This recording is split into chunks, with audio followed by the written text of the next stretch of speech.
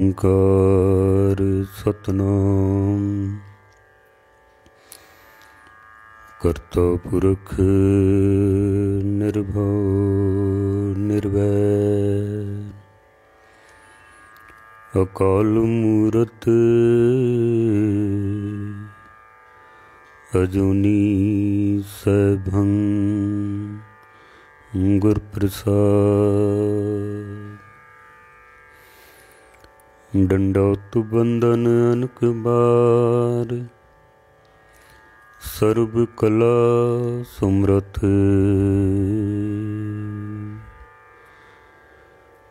ਡੋਲਨ ਤੇ ਰਖੋ ਪ੍ਰਭੂ ਨਾਨਕ ਦੇ ਕਰ ਹੱਥ ਡੋਲਨ ਤੇ ਰਖੋ ਪ੍ਰਭੂ ਨਾਨਕ ਦੇ ਕਰ ਹੱਥ।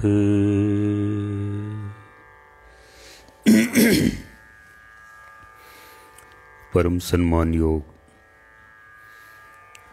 ਗੁਰੂ ਰੂਪ ਸਾਧ ਸੰਗਤ ਜੀਓ, ਇਤਿਹਾਸ ਦੇ ਵਿਚਾਰ ਆਪ ਸਰਵਨ ਕਰ ਰਹੇ ਹੋ। ਵੱਡੇ ਸਾਹਿਬਜ਼ਾਦੇ ਬਾਬਾ ਅਜੀਤ ਸਿੰਘ ਜੀ ਔਰ ਬਾਬਾ ਜੁਝਾਰ ਸਿੰਘ ਜੀ ਚਮਕੌਰ ਦੀ ਜੰਗ ਦੇ ਵਿੱਚ ਸ਼ਹੀਦ ਹੁੰਦੇ ਨੇ। ਕੁਛ ਇਤਿਹਾਸਕ ਪੰਨੇ ਆਪ ਜੀ ਦੇ ਸਨਮੁਖ ਰੱਖ ਸਕਾਂ ਉਸ ਤੋਂ ਪਹਿਲੇ 10ਵੇਂ ਪਾਤਸ਼ਾਹ ਦੀ ਬਖਸ਼ਿਸ਼ ਕੀਤੀ ਹੋਈ ਪਾਵਨ ਪਵਿੱਤਰ ਫਤਿਹ ਸਨਿਮਰ ਪ੍ਰਵਾਨ ਕਰਨੀ। ਵਾਹਿਗੁਰੂ ਜੀ ਕਾ ਖਾਲਸਾ, ਵਾਹਿਗੁਰੂ ਜੀ ਕੀ ਫਤਿਹ।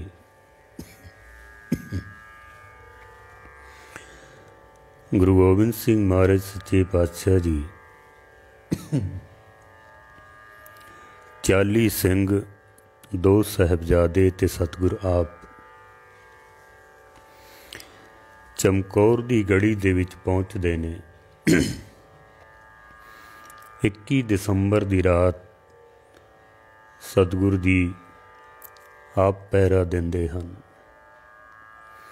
ਐਸਾ ਗੁਰੂ, ਐਸਾ ਰਹਿਬਰ ਹੋਰ ਕਿਧਰੇ ਵੀ ਵੇਖਣ ਵਿੱਚ ਨਹੀਂ ਆਉਂਦਾ ਹੈ ਜਿਸ ਨੇ ਆਪਣੀ ਉਮਤ ਦਾ, ਆਪਣੇ ਸਿੱਖਾਂ ਦਾ ਇਸ ਢੰਗ ਦੇ ਨਾਲ ਖਿਆਲ ਰੱਖਿਆ ਹੋਵੇ।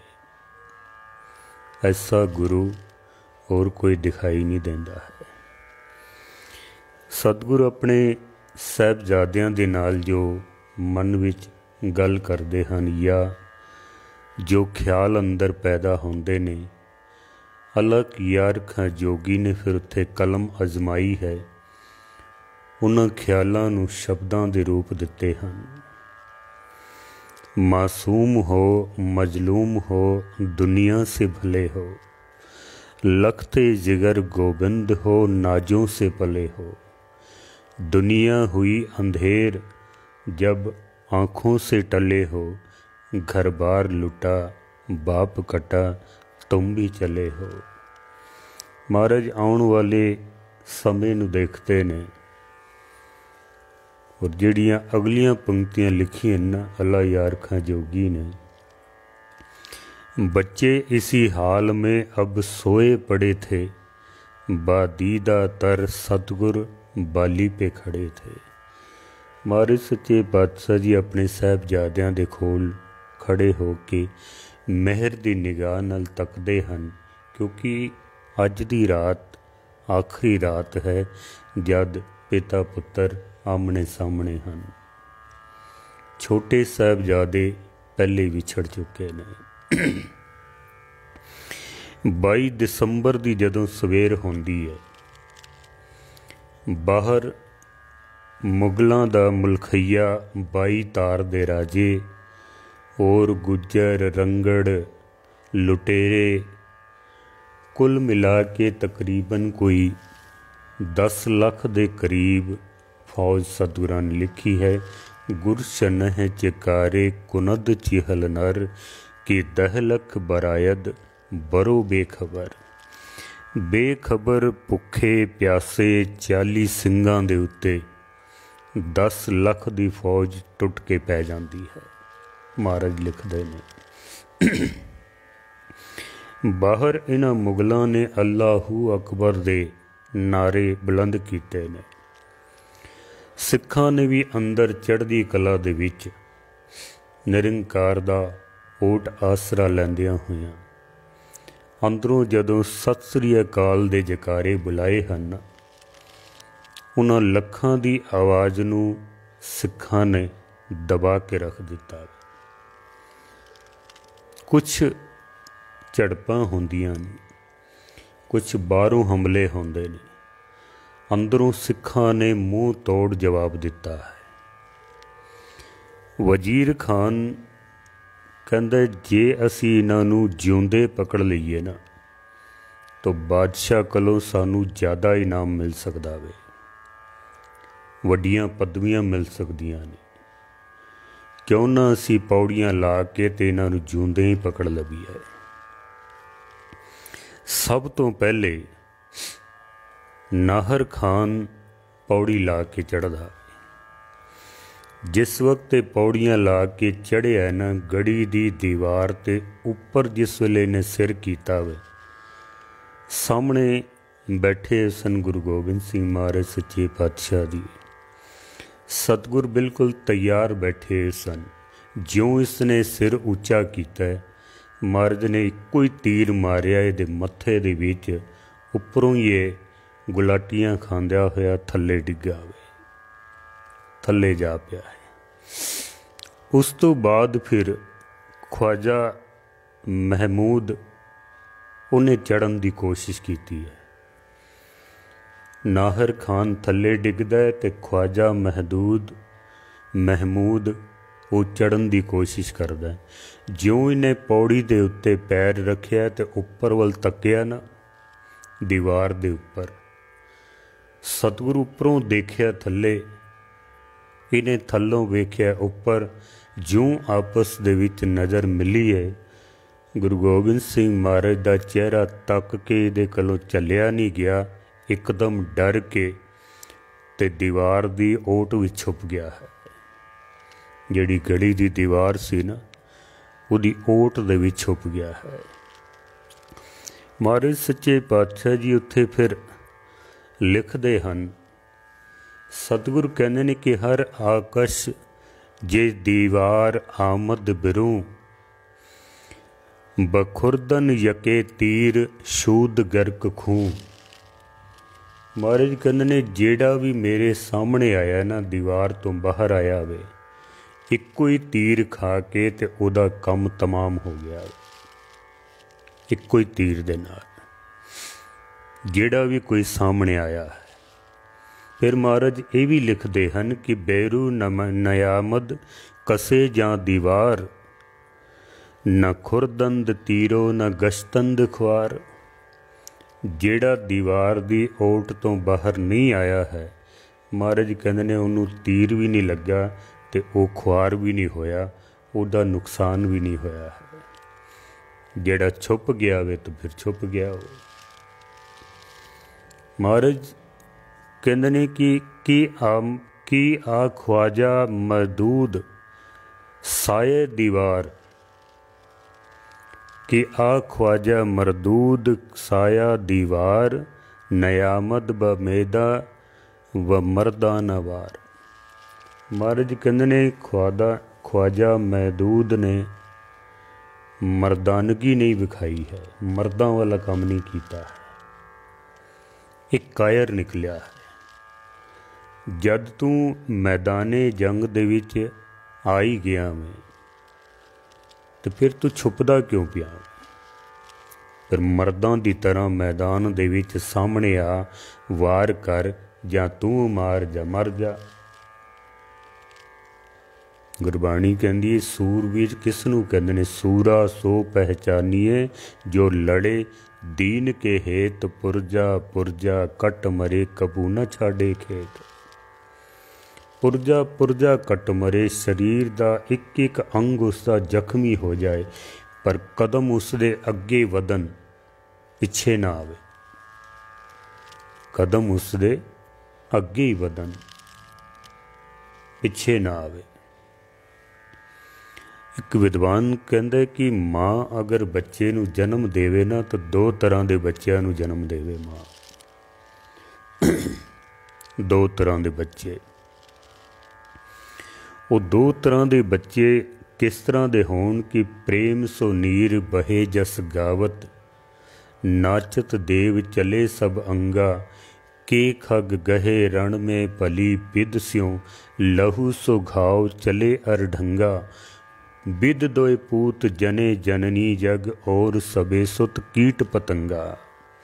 कहंदा माँ बच्चे नूं जन्म देवे ना तो दो तरह के बच्चे माँ जन्म देवे। बस एक तो वो कि जिहड़ा एक बारी परमेश्वर दा नाम सुने तो उहदा रोम रोम परमेश्वर दी याद विच जुड़ जावे,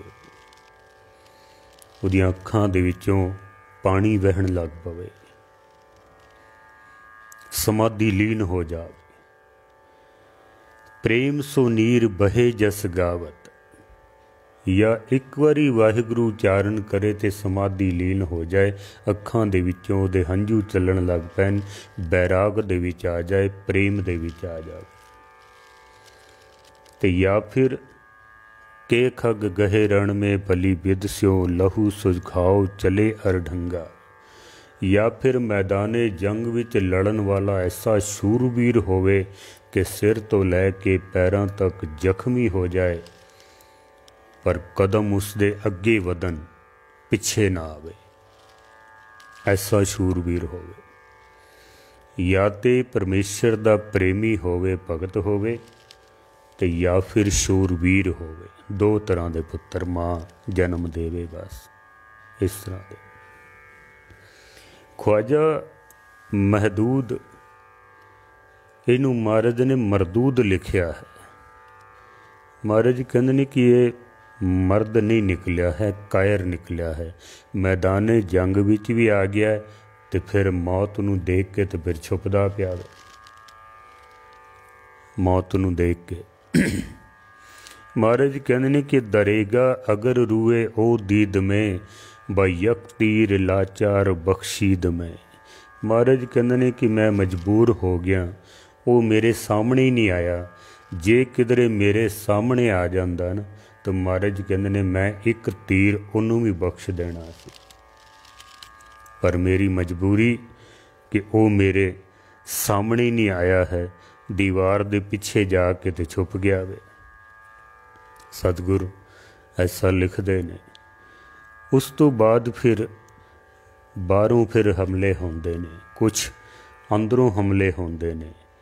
प्यारे हिम्मत सिंह जी जो 5 प्यारिਆਂ ਦੇ ਵਿੱਚੋਂ ਹਨ, जिन्हां दा नाम ही हिम्मत सिंह है, सतगुरां दे कोल आके अपनी हिम्मत दा परिचय देंदियां होयां, शूरवीरता दा परिचय देंदियां होयां सतगुरां नूं कहंदे ने महाराज जे आप हुक्म करो तां असीं बाहर जाके लड़ीए, आमने सामने जाके लड़ीए। पता है कि साडी गिणती बहुत थोड़ी है, बहुत थोड़ी। बाहर निकलण दा मतलब है कि सिर्फ मौत बस, क्योंकि गिणती बड़ी थोड़ी, बाहर लखां दी गिणती विच फौज है। पर यह है शूरवीरता। मरण मून सा सूर्या हक है, जे होए मरण परवाणो। मरना शूरवीरां दा हक है।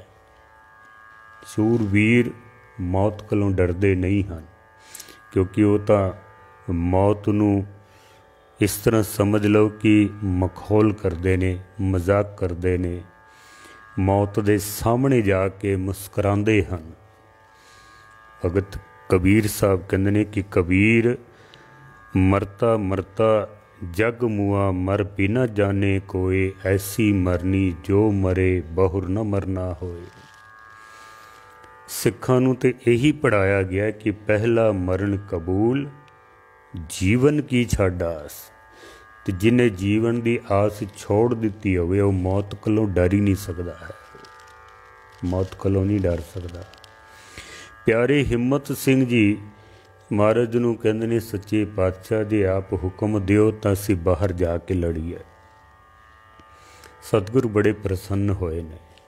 महाराज ने असीस दिती है। 5 सिखां दा जत्था लैके प्यारे हिम्मत सिंह जी बाहर निकलते ने और कईयां नूं मार के शहीदी प्राप्त कर जाते हैं। फिर 7 ਸਿੰਘਾਂ ਦਾ जत्था फिर जाता है, कुछ ਸਿੰਘਾਂ ਦਾ जत्था फिर जाता है। कईयां नूं हज़ारां नूं मार के ते मौत लाड़ी दे नाल विआह के निरंकार दे देश पहुँच जाते हैं। शहीदी जाम पी जाते हैं। कुछ विद्वान लिखते हैं कि 17 ਸਿੰਘ जिस वक्त शहीद हो गए ना बाहर जाके मैदान दे विच, सतगुरां दे सब तो वड्डे साहिबजादे जिन्हां दी उम्र तकरीबन कोई 17 साल की उम्र है जी, सिर्फ 17 साल की उम्र। गुरु गोबिंद सिंह महाराज सच्चे पातशाह दे कोल आके ते पिता गुरदेव नूं कहंदे ने, महाराज जिस तरह साडे भरावां ने धर्म युद्ध लड़दियां होइयां शहीदियां प्राप्त कीतियां ने ना, सानू हुक्म दिओ कि असी भी बाहर मैदान में जाके अपने भरावां दी तरह असी भी शहादत प्राप्त कर सकीए। असी भी। सिख एकदम सोच के हैरान होए ने, सुन के हैरान हो गए ने। साहिबजादा अजे तो उम्र बहुत छोटी है, केवल 17 साल की उम्र, पर साहिबजादे ने आख्या, नाम का अजीत हूँ जीता न जाऊँगा, जीता तो खैर हार के जीता न आऊँगा, मेरा तो नाम ही अजीत सिंह है। जिस वक्त पंगाणी दी जंग हुई है, सिखां ने आके जिस वक्त सतगुरां नूं ये खबर दिती, महाराज साडी जित हुई है, तुहाडी जित हुई है। महाराज कहंदे ने, मेरी जित नहीं है। तो सिखां ने पूछया, महाराज फिर किस दी जित हुई है? सतगुरु कहंदे ने, मेरी जित नहीं है। महाराज फिर किदी जित है? सतगुरु कहंदे ने, वाहिगुरु जी का खालसा वाहिगुरु जी की फतेह। ये खालसा भी वाहिगुरु दा है ते जिहड़ी फतेह अज मिली है ना, ये फतेह भी उस वाहिगुरु दी है। पई जीत मेरी कृपा काल केरी। इते उस निरंकार दी किरपा दे नाल मैनू जित प्राप्त हुई है। ये जित मेरी नहीं, ये जित तां परमात्मा दी जित है। ये जित तां वाहिगुरु दे खालसे दी जित है। उसे ही वक्त सुनेहा मिलिया कि घर विच साहिबजादे ने जन्म लिया है। महाराज ने आख्या, अज जित मिली है, निरंकार ने जो पुत्र दिता है, इहदा नाम ही असी अजित रख देना में। साडा खालसा भी अजित, साडा साहिबजादा भी अजित होवेगा। अजित उत्थों ही नाम रखा गया सी अजीत सिंह। नाम का अजीत हूँ जीता न जाऊँगा, जीता तो खैर हार के जीता न आऊँगा। महाराज इन्हां दी उम्र तां जे बहुत छोटी है,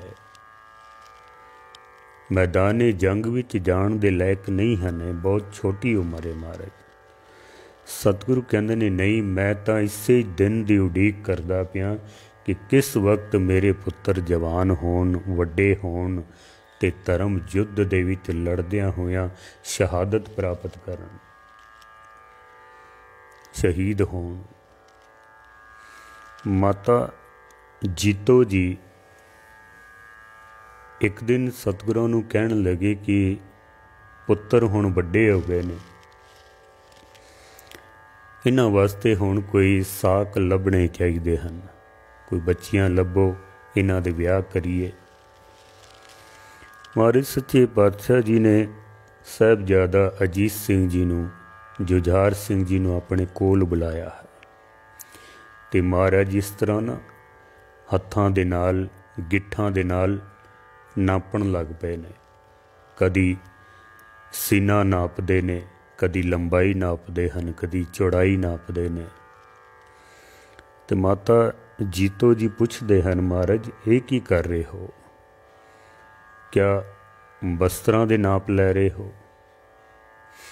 सतगुरु कहंदे ने नहीं, मैं वेखदा पिया भी जिस वक्त इन्हां दे विआह होने ना, दुनिया दे बच्चियां दे गल विच तां हार पाए जांदे ने फुल्लां दे, मेरे इन्हां बच्चियां दा जदों विआह होना ना, इन्हां दी छाती दे विच कितने तीर लगने ने, कितनियां गोलियां लगनियां हन, कितनियां बरछियां पैणियां हन, मैं ये नाप वेखदा पिया वां, मैं देख रहा हाँ।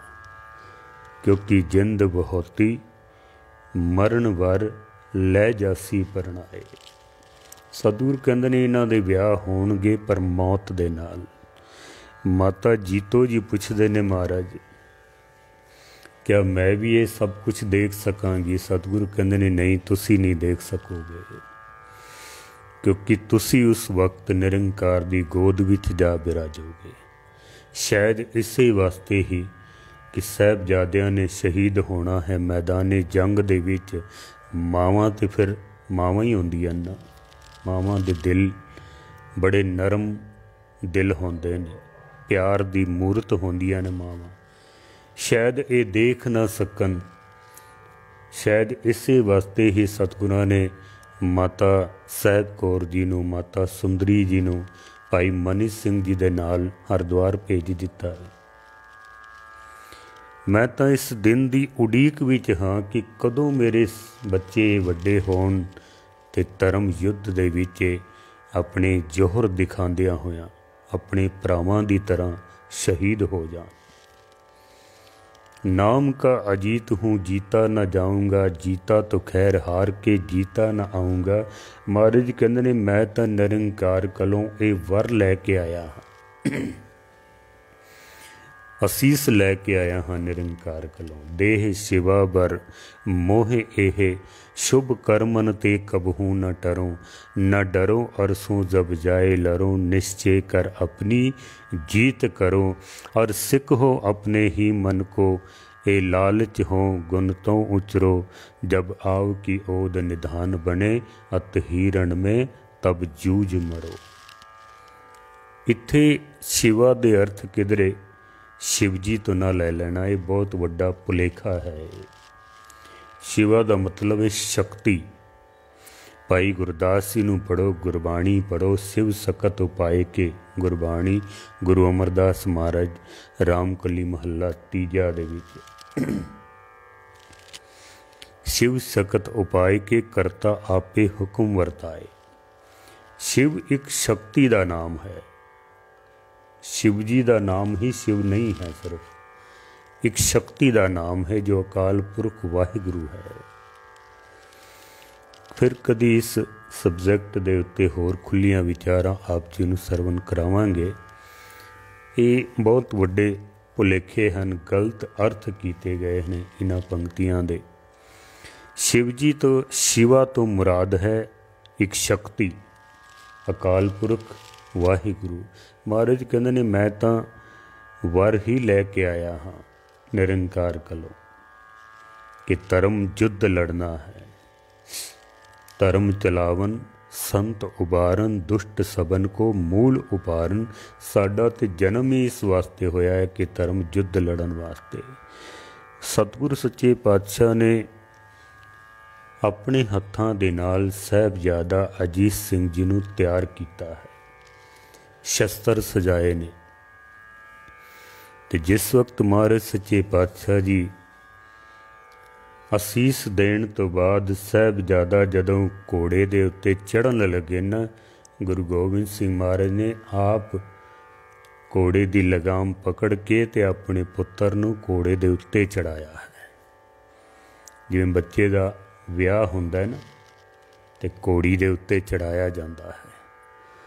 साहिबजादा अजीत सिंह जी नूं इस तरह महाराज ने अपने हत्थी घोड़े दे उत्ते सवार करा के असीस दे के, ते जिस वक्त गढ़ी का दरवाज़ा खुलदा है ना, महाराज एकदम दौड़ के फिर गढ़ी दे उपर चढ़ जाते हैं भी मैं अपने पुत्र दे जौहर देखने हैं। मेरा पुत्र कितना शूरवीर है। एक सत श्री अकाल दा जकारा बुला के साहिबजादा अजीत सिंह जी अपने नाल जिहड़े सिंह आए ने बिजली की तरह दुश्मनों के उत्ते टुट के पै जाते हैं और कईयां नूं मार के पहले तीर चलाते ने, फिर तलवार चलाते ने, तलवार टुट जाती है, फिर बरछी संभाल के घोड़े तो थले उतर जाते हैं। बरछी दे नाल भी कईयां नूं मार के जिस वक्त एक मुगल दे सीने दे विच बरछी मारी है ना, वो इतनी ज़्यादा अंदर खुब गई कि वापस फिर निकली नहीं है, अंदर ही टुट गई है। हाथ दे विच केवल जो डंडा हुंदा है ना, बस वो रह गया हाथ में। मुगलों ने साहिबजादा अजीत सिंह जी नूं निहत्था वेख के एकदम चारे पासे तो हमला किया। कई गोलियां ते कई तीर, कई बरछियां साहिबजादे दे सीने दे विच लगियां हन।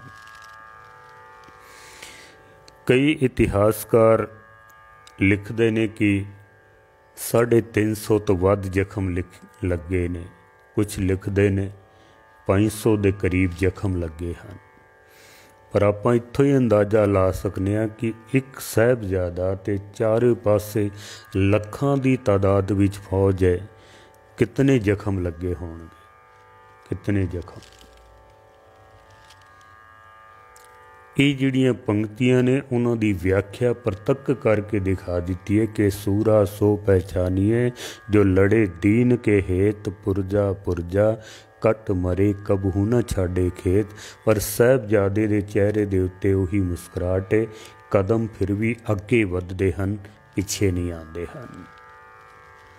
पर क्योंकि इतने ज़्यादा जख्म लगे ने, एक बारी घूम के गली वार गुरु गोबिंद सिंह महाराज सच्चे पातशाह के दर्शन करते हैं। शरीर बाबा अजीत सिंह जी का जमीन ते डिगदा है। नाल जिहड़े सिंह सन गुरु गोबिंद सिंह महाराज दे, गली दे विचों एक जोरदार जकारा बुला के ते साहिबजादे नूं अंतिम विदाई दिती है, स्वागत किया है।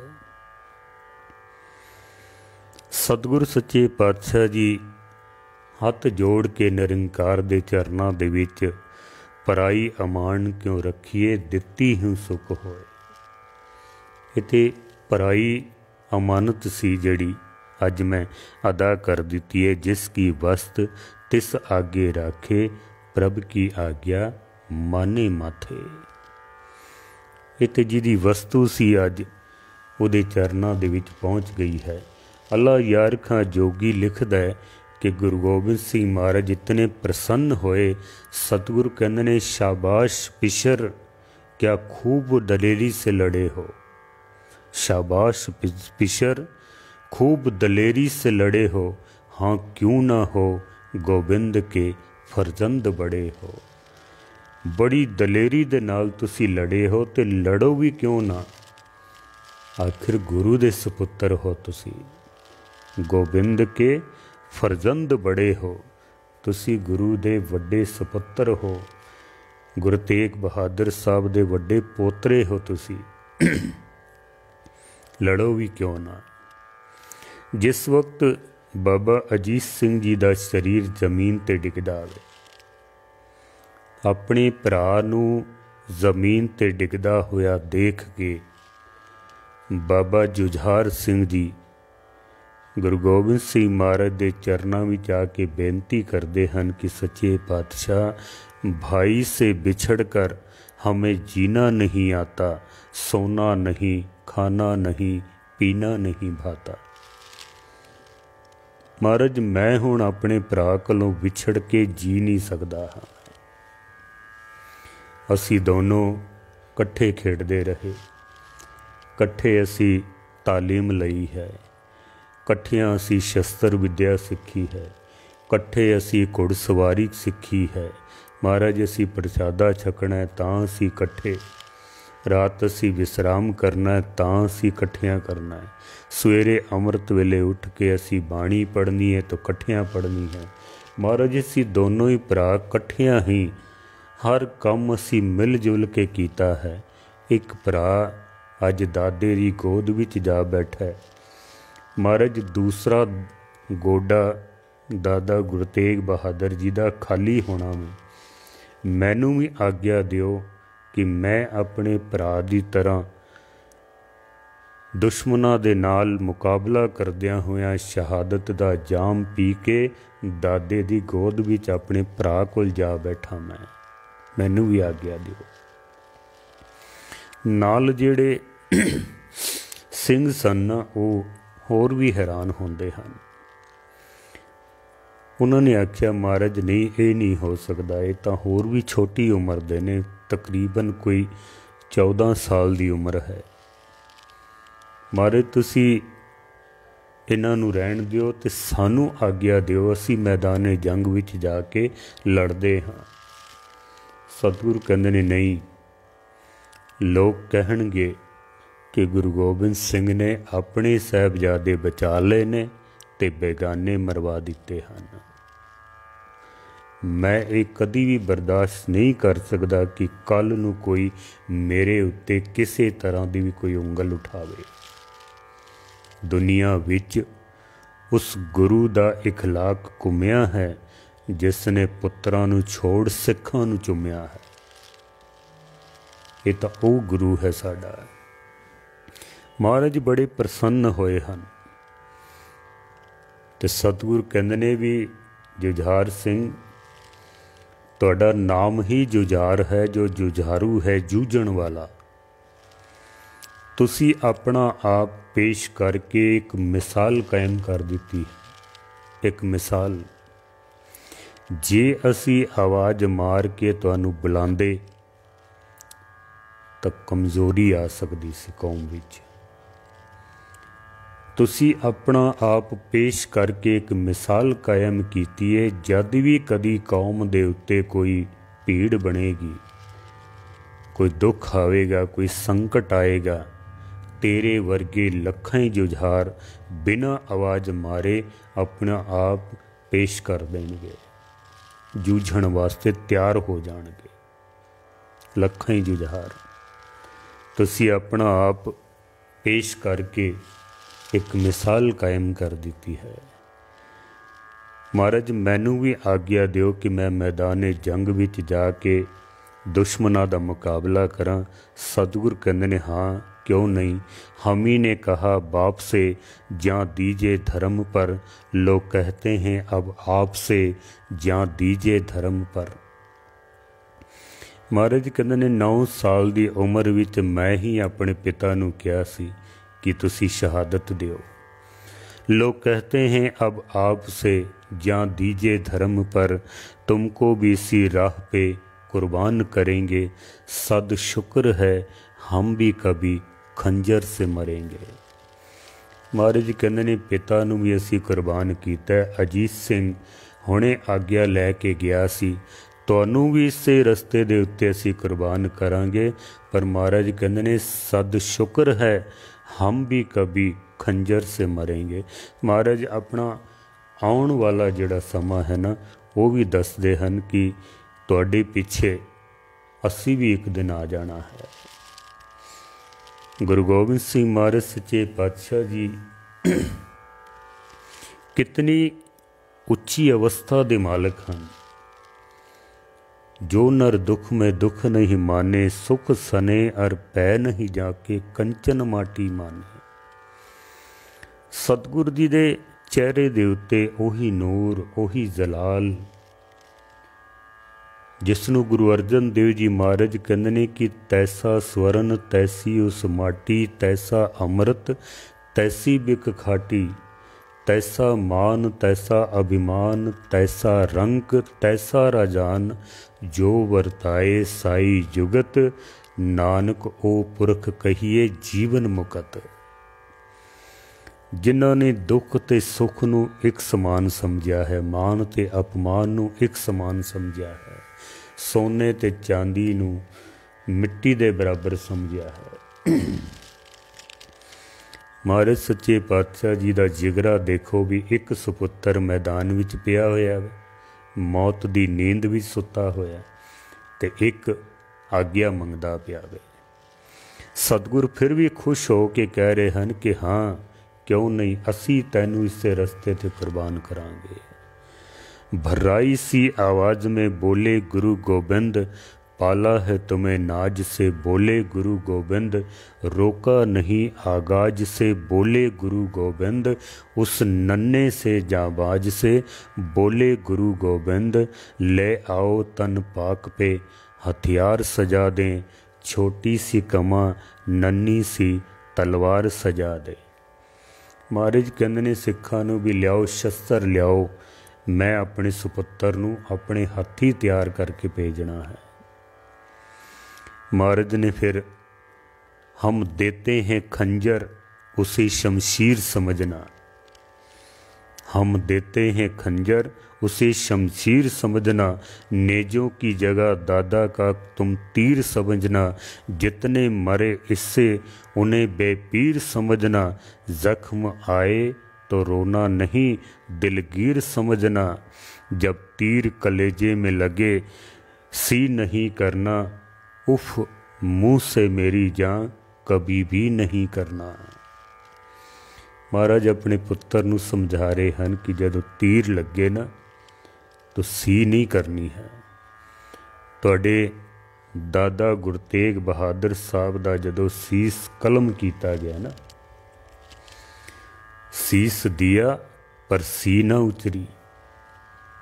तुसी उस दादे दे सुपुत्र हो, जदों तीर लगे ना तो सी मूँह चों कोई आवाज़ नहीं निकलनी चाहिए है। हमारे सच्चे पातशाह जी उस नन्हे से जाबाज नूं समझाते पे हैं। सतगुरु कहते हैं कि ले जाओ सिधारो तुम्हें अल्लाह को सौंपा, मर जाओ या मारो तुम्हें अल्लाह को सौंपा, रब को ना बिसारो तुम्हें अल्लाह को सौंपा, सिक्खी को उबारो तुम्हें अल्लाह को सौंपा। जाओ निरंकार दी तुसी अमानत हो, अज निरंकार दे हवाले करन वास्ते अपने हथी तैयार करके महाराज सच्चे पातशाह ने मैदान जंग वाल तोरन दी तैयारी कर ली है। अला यार खां जोगी ने जेड़े सीन खिंचे हैं ना, कहते ने बेटा तुम ही हो पंथ के बेड़े के खिवैया, सर भेंट करो ताके चले धर्म की नैया, ले दे के तुम ही हो मेरे गुलशन के बकैया, ले जाओ के राह तकते हैं खुलद में भैया। जाओ तुसी तुहाडे भरा तुहाडा इंतजार करते पे हैं। ते महाराज कहते ने भी एक ख्वाहिश है मेरी, क्या तुसी पूरी करोगे? बाबा जुझार सिंह जी कहते ने हाँ महाराज क्यों नहीं करांगे, असी तुहाडे सुपुत्र हाँ। गुरु गोबिंद सिंह महाराज की ख्वाहिश देखो तुसी, ख्वाहिश है तुम्हें तेग चलाते हुए देखें, एक आँख से बरछी तुम्हें खाते हुए देखें। महाराज कहते हैं कि मेरी ख्वाहिश है कि मैं तैनू तेग चलांदिया हुआ देखा, क्योंकि तू तेग बहादुर दा पोतरा है। मैं अज तेरी तेग देखनी है, क्योंकि जो गुण दादे विच आउंदे ना उही गुण पोतरियां दे विच भी आउंदे हन। प्यो दादे जेब है पोतरा प्रवान। मैं अपने पिता नूं तां नहीं देखिया तेग चलांदिया होया, पर अज मैं तैनू तेग चलांदिया होया देख के अपने पिता दे दर्शन करने हन। ख्वाहिश है तुम्हें तेग चलाते हुए देखें, हम आँख से बरछी तुम्हें खाते हुए देखें। मैं तैनू बरछी खांदिया हुआ देखना चाहना कि मेरा 14 साल दा ये पुत्र बरछी खा के किधरे इहदे मत्थे दे उत्ते तिउड़ियां तो नहीं पै जांदियां, किधरे ये सी तां नहीं उचरदा है। महाराज ने अपने हत्थां दे नाल तैयार करके असीस दिती है।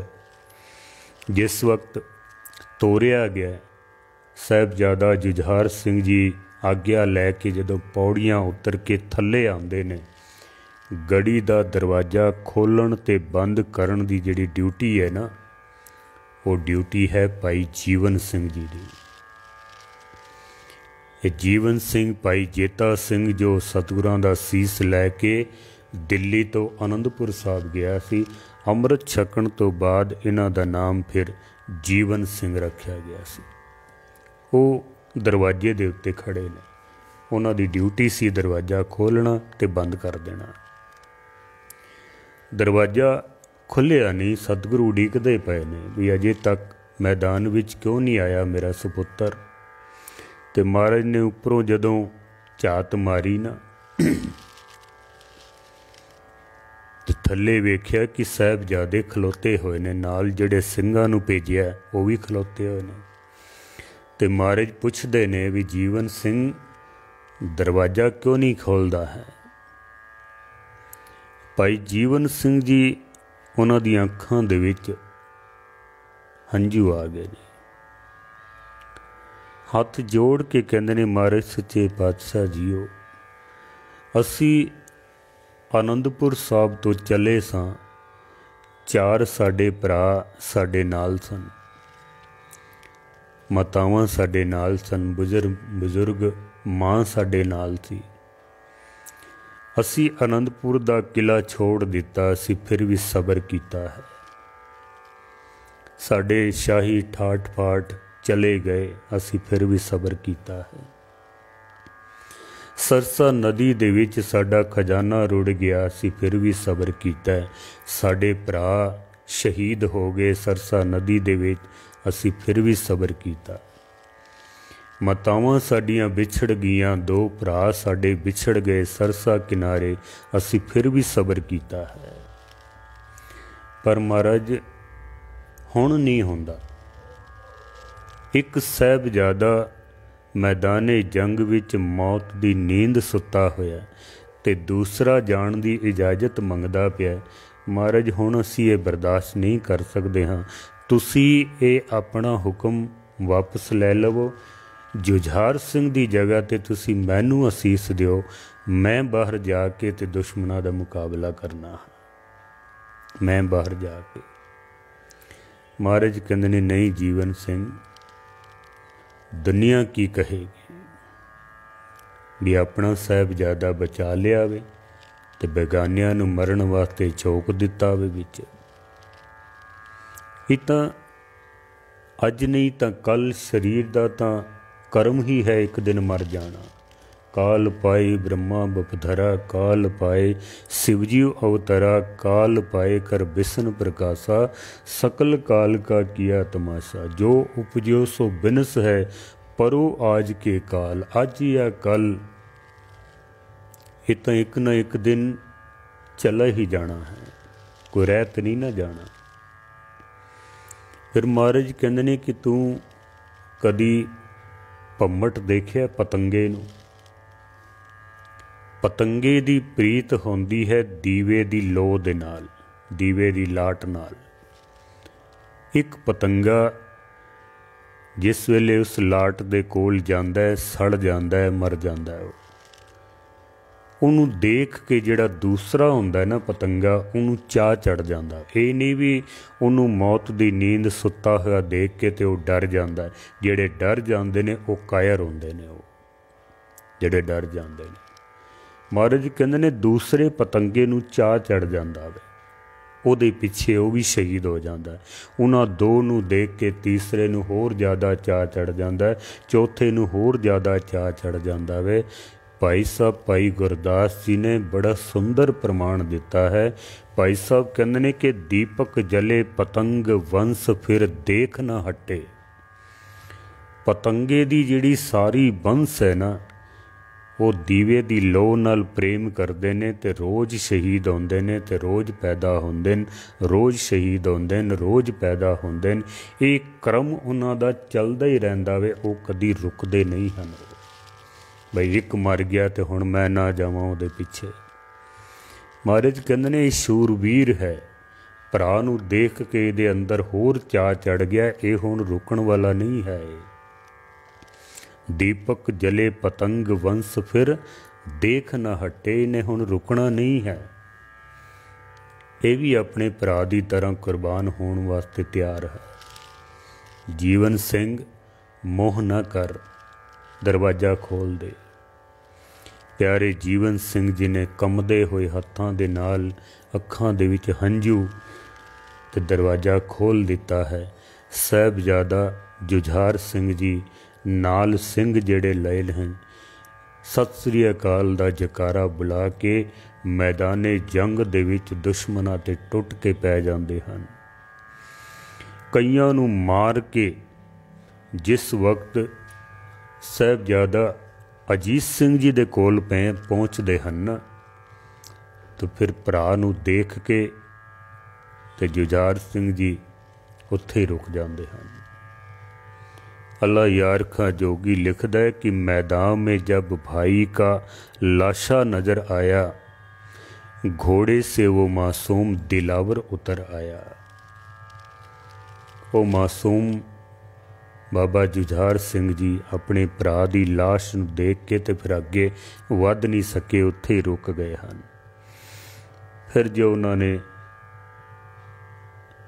अपने भरा नाल गलबात की है ना, जोगी जी लिखते ने कि सर गोद में लेकर कहा भाई से बोले, इस खाबे गिरा से होशियार तो होले।